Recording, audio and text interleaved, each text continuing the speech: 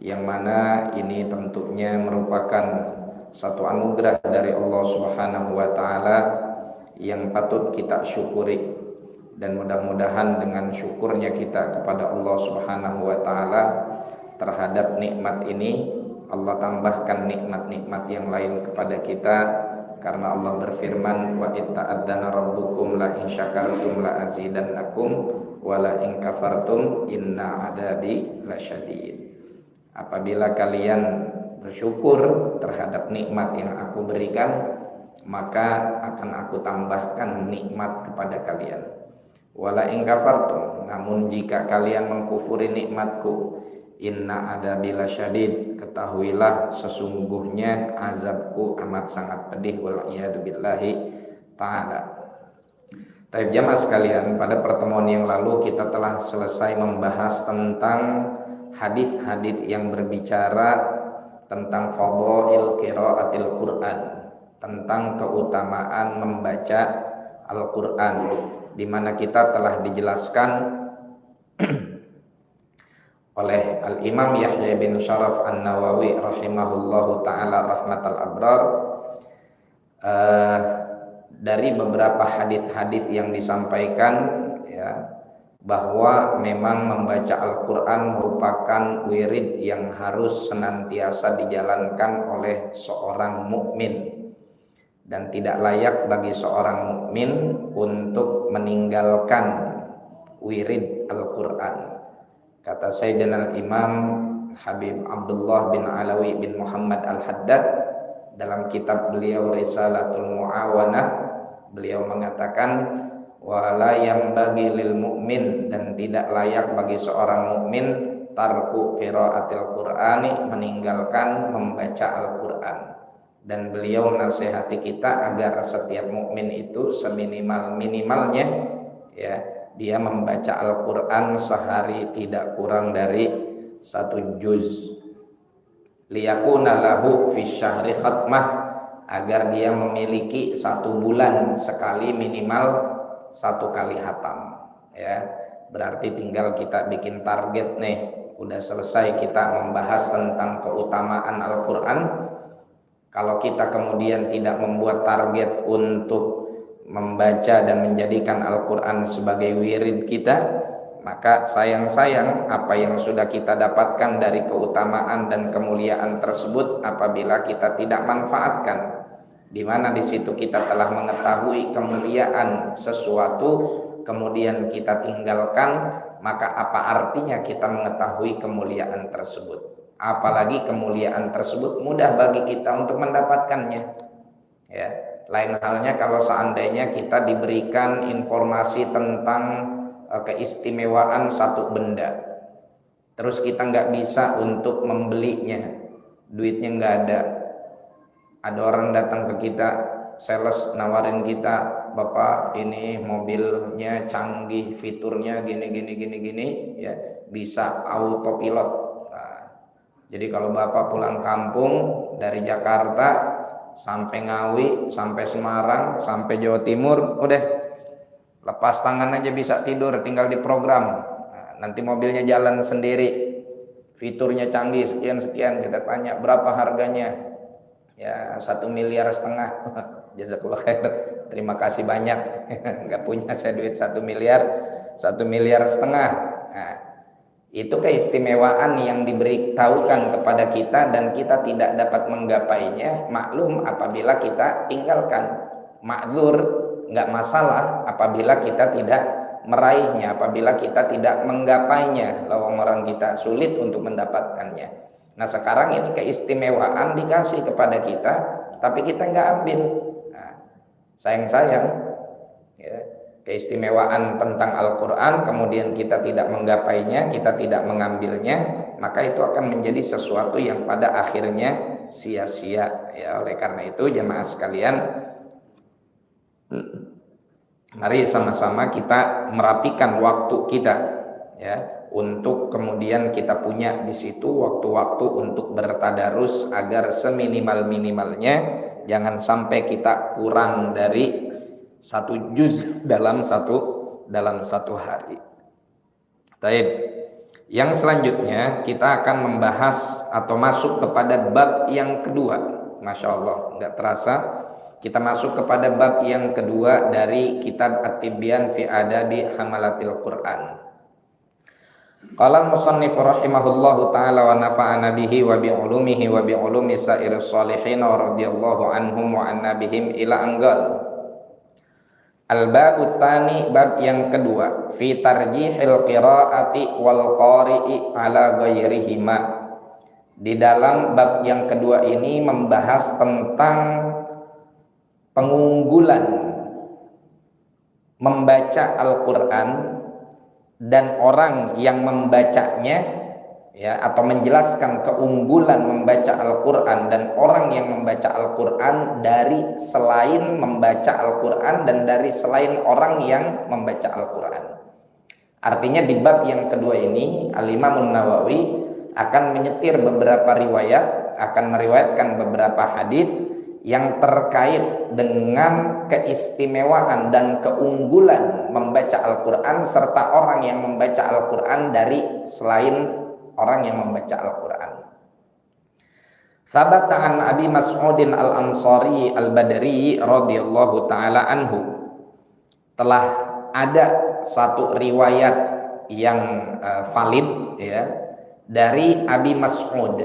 Ini biasa kita dengar Ibnu Mas'ud. Ini riwayat dari Abi Mas'ud, beda orang. Kalau Ibnu Mas'ud, kalau disebut Ibnu Mas'ud nggak disebut namanya, ya, itu namanya adalah Abdullah bin Mas'ud, seorang sahabat Nabi yang meskipun beliau di saat wafatnya Rasulullah masih belia, tapi ilmunya luar biasa, ya. Beliau Abdullah bin Mas'ud ini ikut berperang Badar dan umurnya masih kecil, ya, umurnya masih kanak-kanak dengan perawakan yang kurus.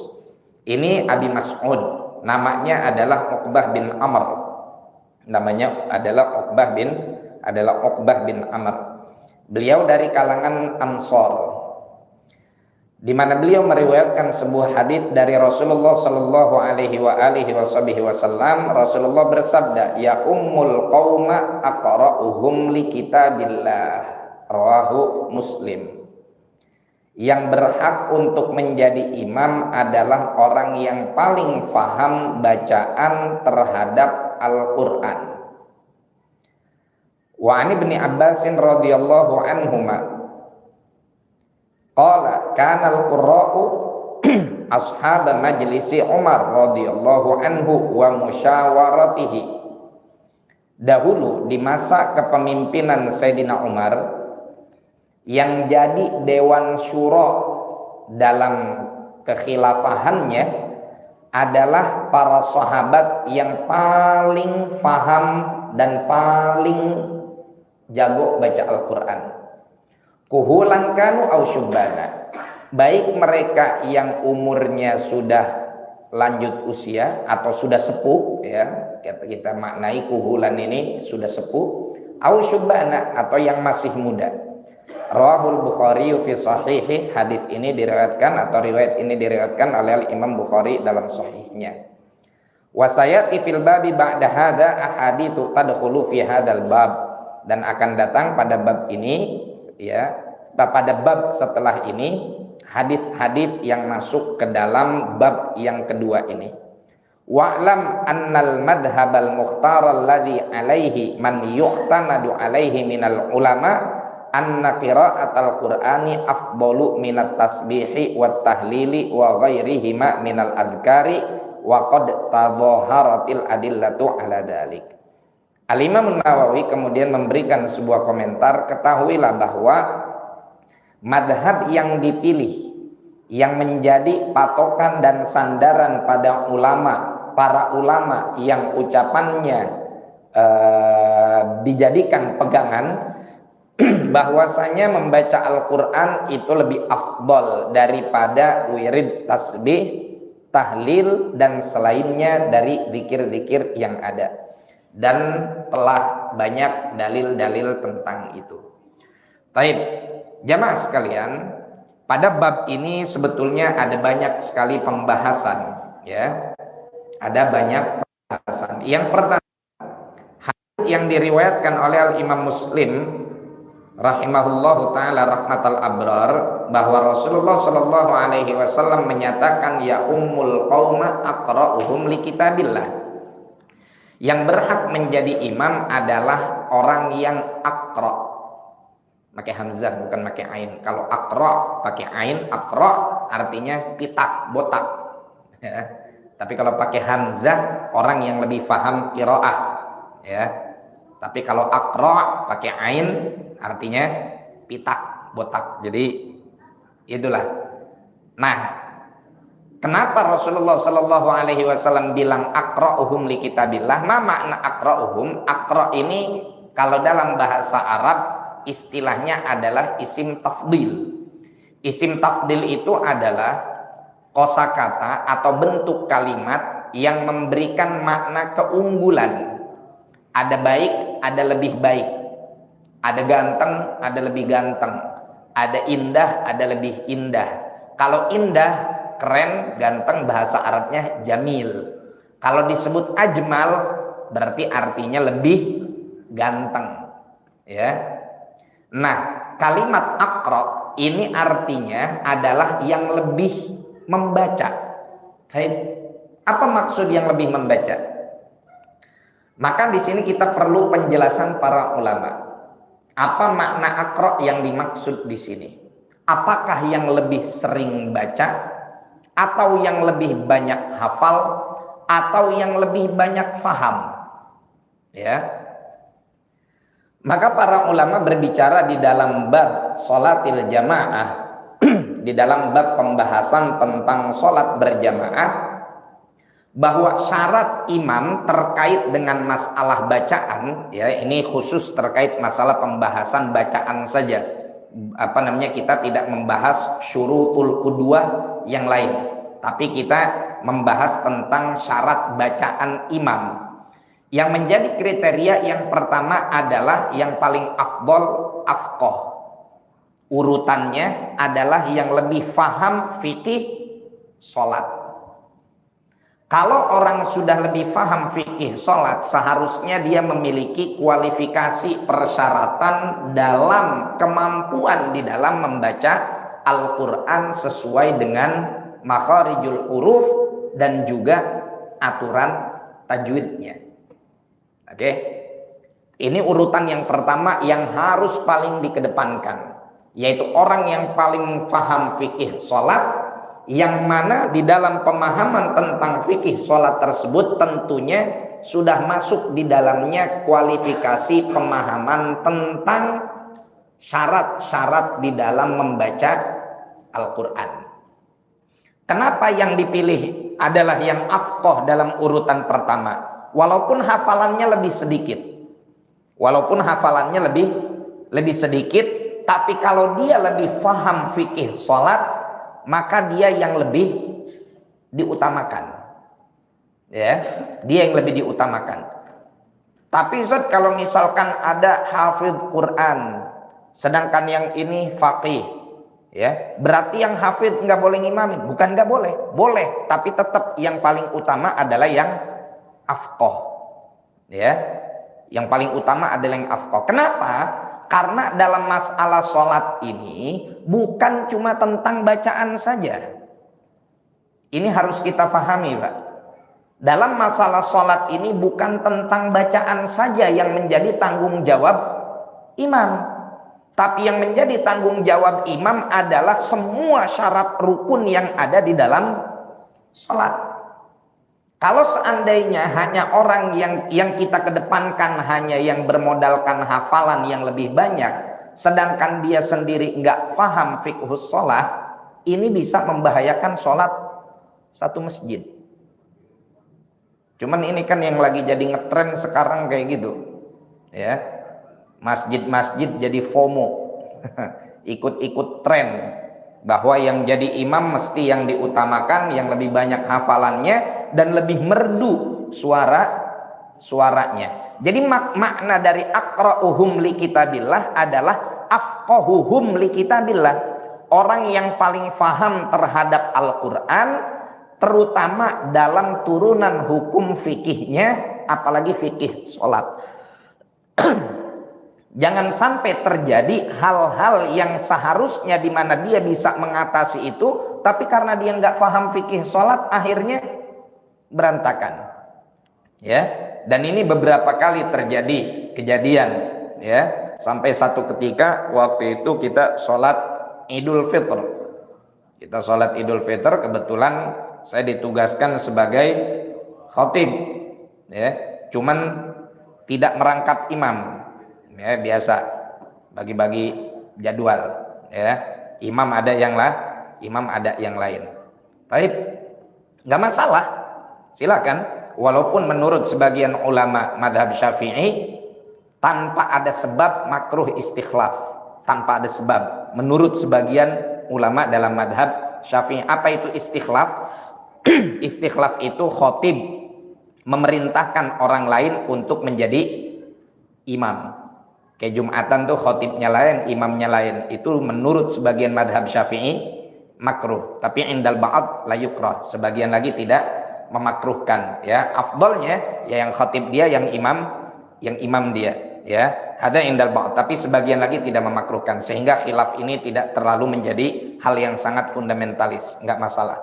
Ya, sama dalam hal sholat Idul Fitri juga silakan saja. Kalau seandainya pengen imamnya beda, kemudian khatibnya juga berbeda, ya, apalagi masyarakat kita cenderung punya pemahaman pusing, khatib dia, imam dia, kemaruk amat. sering nganggap itu, padahal bukan kemaruk, ya emang dijadwalinnya begitu. Ya, malah kalau nggak dijadwalin enak, nggak apa-apa, ya cepat selesai. Ya, jadi satu ketika kita khatib karena sholat Idul Fitri, sholat dulu baru khutbah. Ya, udah sholat nih, imamnya anak muda, pesantren tahfidz. Ya, dan usahakan Bapak kalau cari pesantren tahfidz yang diajarin juga fikihnya, jangan cuma ngafal Quran doang. Ngafal Quran bagus, saya tidak mengingkari keutamaan para hufadzul Quran. Hufadzul Quran itu memiliki keistimewaan yang luar biasa, tapi jangan sampai hafal doang namun tidak memahaminya. Walhasil terjadi bojah, keributan. Ya, jamaah sih yang ribut. Ya, yang ribut biasanya memang yang nggak paham ilmunya. Yang ribut yang nggak paham ilmunya. Udah dijelasin sama DKM bahwa ngingetin nih Pak, namanya memang kita sholat setahun sekali, jadi kadang-kadang kaifiyahnya, tata caranya suka ada yang lupa. Maklum, namanya juga orang Polri, jangankan sholat yang setahun sekali, yang sholat sehari 5 kali juga sering lupa. Ya, saking lupanya sampai nggak ngerjain tuh sholat. Saking lupanya nggak ngerjain sholat. Udah sholat belum, aduh lupa, ya udah kodok, ntar dulu masih capek. Akhirnya sampai umur 60 tahun nggak dikodok. Taib. Walhasil apa yang terjadi? Udah dibilangin sama imam bahwa rakaat pertama takbir sunnahnya berapa kali? 7. Rakaat kedua 5. Oh, ini imamnya saking semangat, ya, mungkin lupa begitu dia takbiratul ihram, Allahu Akbar. Doa iftitah langsung Bismillahirrahmanirrahim. Belakang ribut. Subhanallah.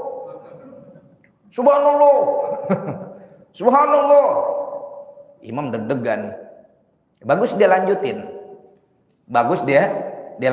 Ya bagus sih, dia punya mental, ya. Dan utamanya dia punya mental ijtihad. Dan kebetulan ijtihadnya benar.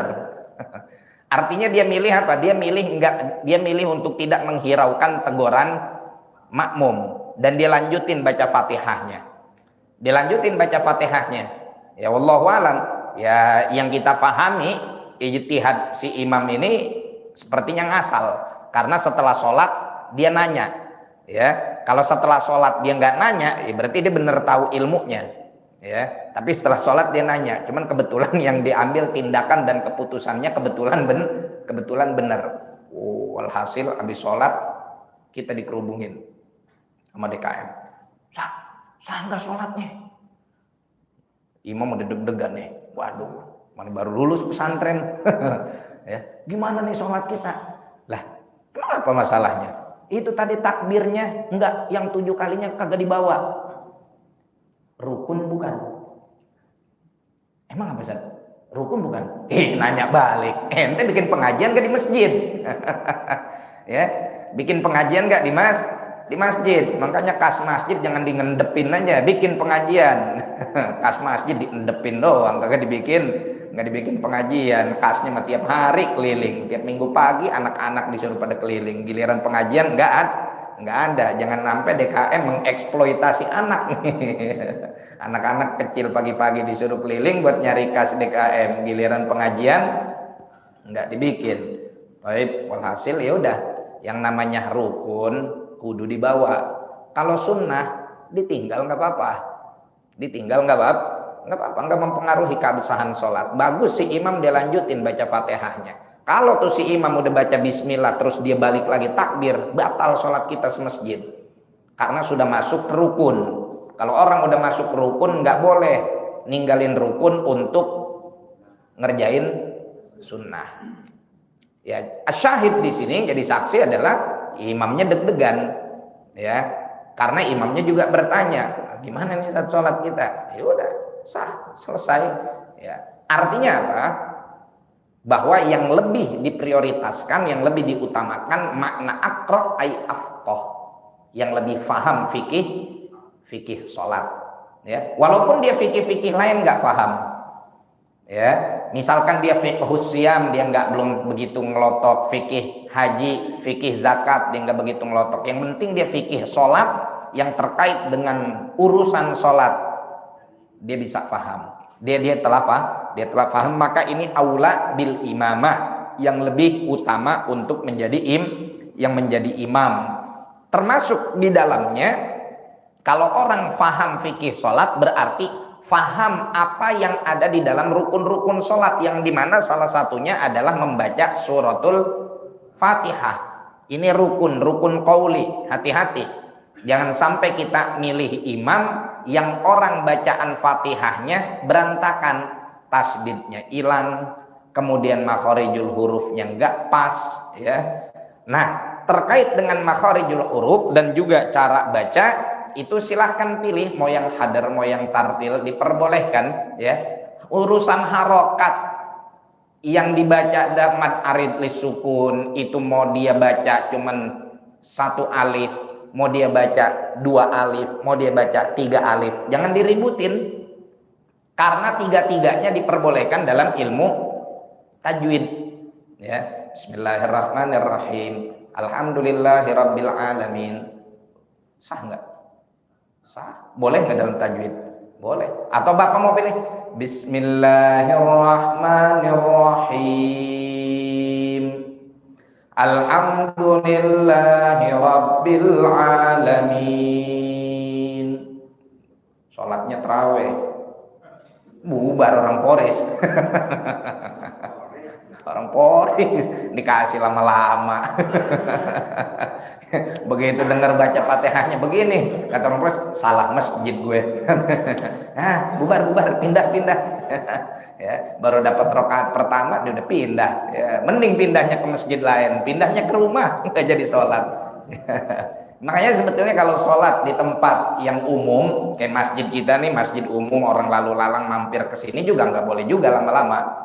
Ya, Nabi Shallallahu Alaihi Wasallam waktu melihat Sayyidina Mu'ad sholat dengan bacaan yang panjang, dengan surah yang panjang, Nabi menganggap itu sebagai bibit fitnah. Afattanun anta ya Mu'ad, Mu'ad, ente mau bikin fitnah, ya, ngapain sholat lama-lama, ya. Fa inna min waraika, karena sesungguhnya yang jadi makmummu ada orang tua yang udah pengapuran, yang udah saraf kejepit, dia pikir sholatnya cepat, lupa nggak bawa kursi, Allahu Akbar, nggak taunya imamnya Bismillahirrahmanirrahim, Tabarakalladzi ja'ala fis samaa'i buruja, alladzi ja'ala fis samaa'i burujan wa ja'ala fiha sirajan wa qamaran munira. Kata imam, surah apa ini, gue nggak pernah denger, katanya. Udah bacanya slow motion, mana nggak bawa kursi, waduh, mulai cekot-cekot di pinggang, nut, aduh, akhirnya nggak balik lagi dia sholat. Ya, jadi itulah jamaah sekalian yang dimuliakan oleh Allah. Makna aqra'uhum ay afqahuhum, yang paling faham tentang ilmu fikih dan juga tajwid, terutama dalam hal rukun, ya, dan juga makharijul huruf. Baik.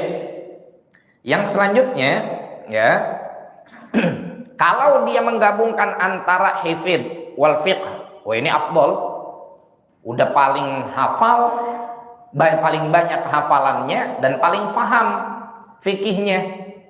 Nah, ini ada di ada di tangga paling atas.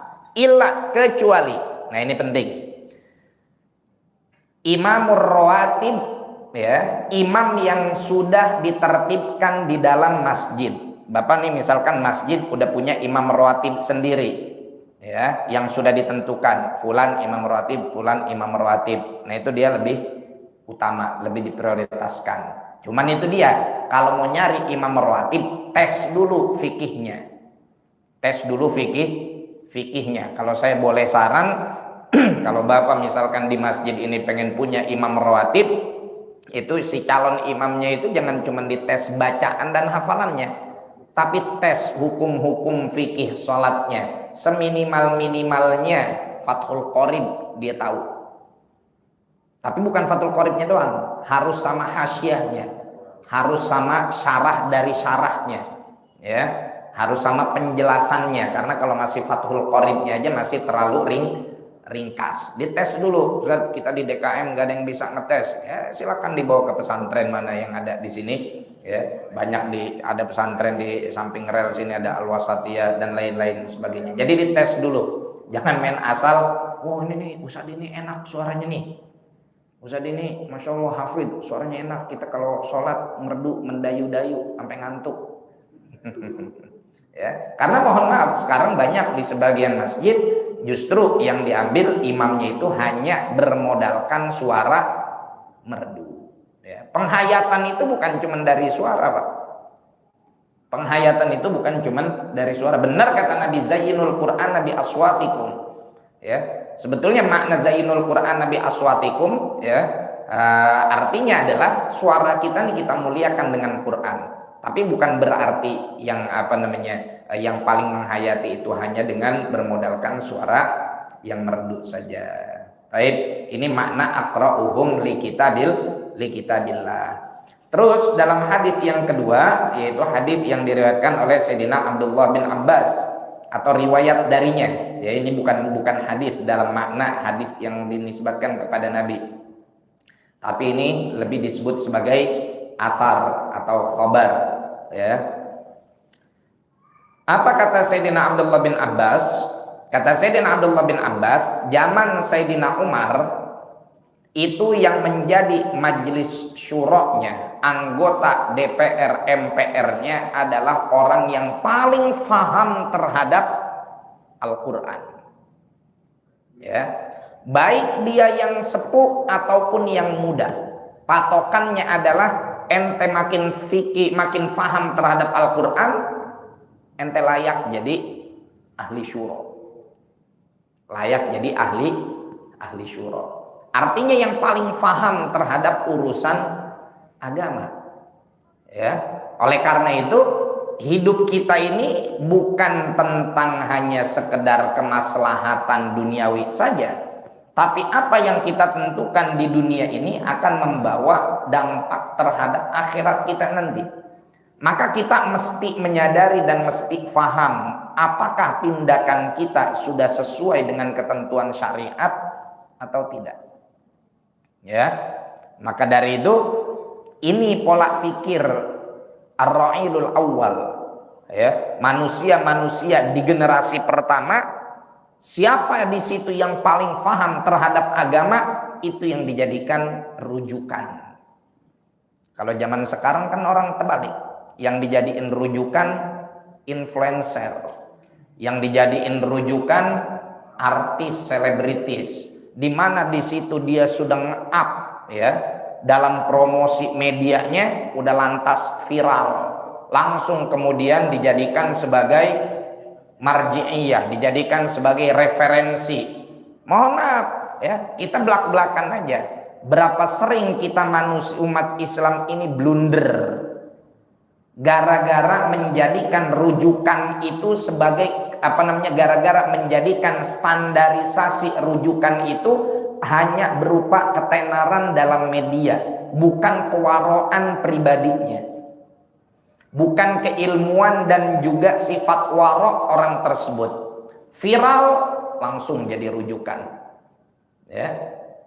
Hanya karena viral langsung jadi rujukan. Kalau giliran orang nggak viral, walaupun omongannya sesuai dan benar dengan patokan disiplin ilmu, orang nggak mau denger zaman sekarang.